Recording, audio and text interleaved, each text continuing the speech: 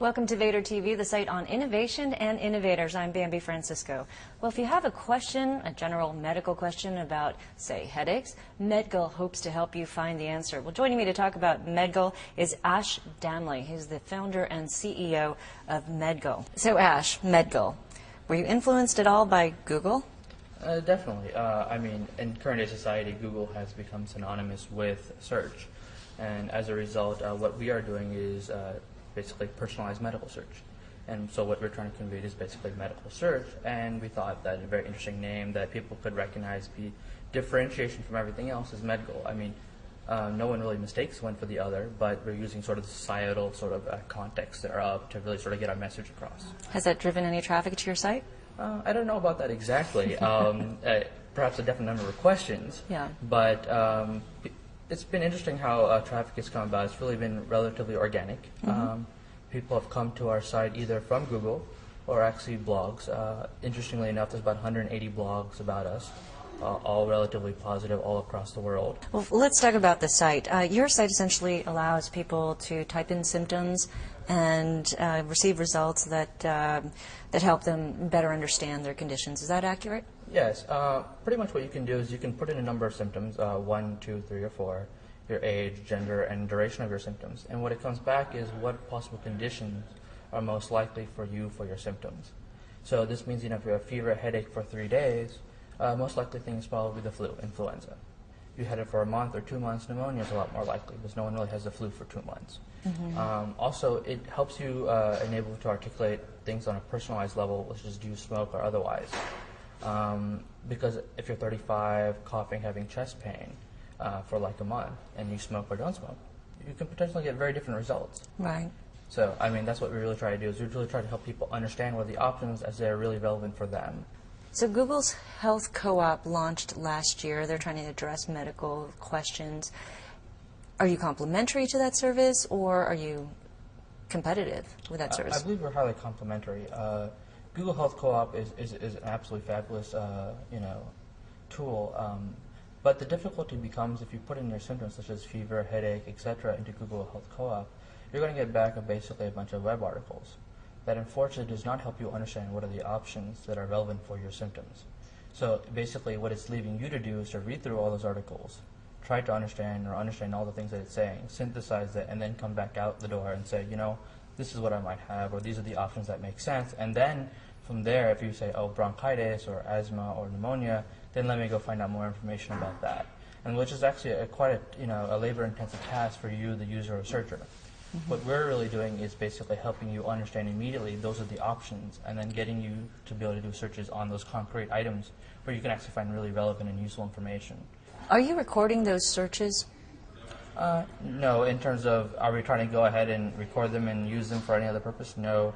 As best basic weblog, so we understand what's going on, making sure nothing's breaking, etc. But that information is kept very tightly and will never ever be released. But also, we're not necessarily identifying that with any particular individual in any way. So at worst case, it's complete in an aggregate point of view that's there. So mm-hmm. across the United States, people are wondering about runny noses. Okay, that's not a bad thing. So. Mm-hmm. Your site obviously will get more usage the more diagnoses you provide, mm-hmm. the more symptoms you can identify. Mm-hmm. So you're at 6,000 symptoms and 1,800 diagnoses in 10 months since you've been around. By the end of the year, how many diagnoses will you have? I don't know. What we try to do is initially we try to go through from a general medicine standpoint of view, making sure we have all the basic pieces. And then we started trying to delve down into the different specialities. Mm-hmm. So recently we tried to do quite a bit of OBGYN focuses as a number of women definitely do internet searches.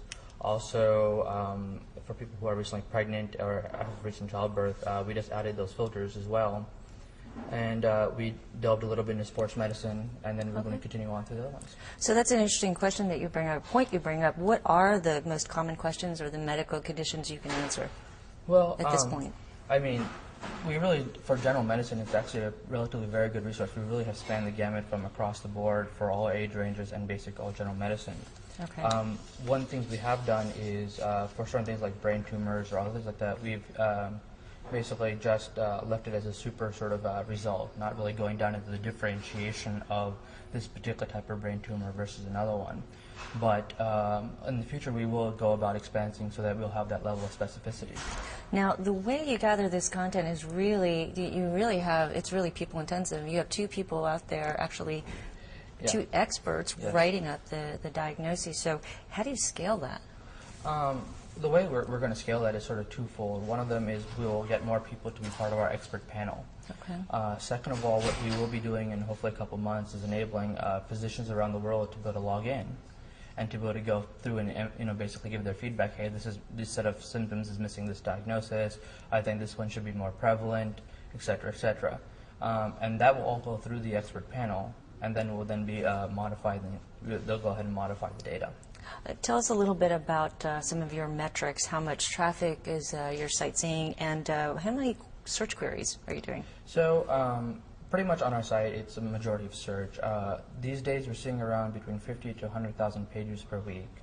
And as I was mentioning earlier, it's relatively organic, meaning that we've actually done nothing. So about 50 to 70% plus from our traffic is from Google. The rest is 50% is from Google search?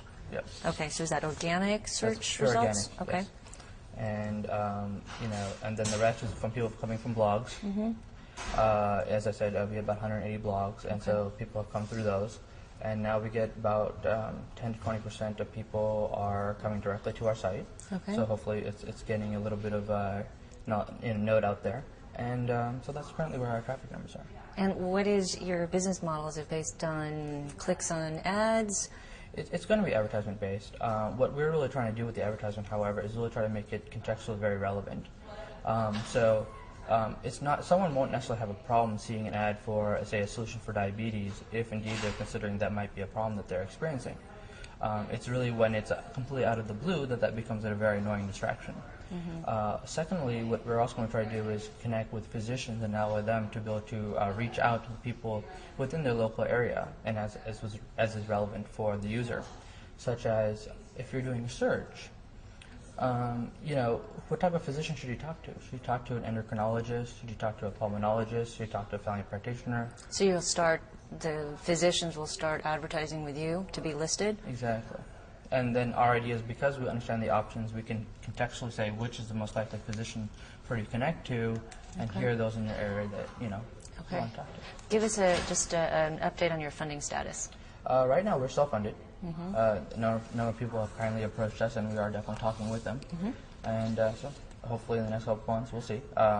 We're more than happy to make a good relationship with people, but it's just not about the money. It's also about the rest of the relationship and how they can really help us move the business forward. Okay, well, thanks very much, Ash. Oh, thank you very much. I appreciate it. I've been speaking with Ash Damle. He's the CEO and founder of MEDgle. I'm Bambi Francisco.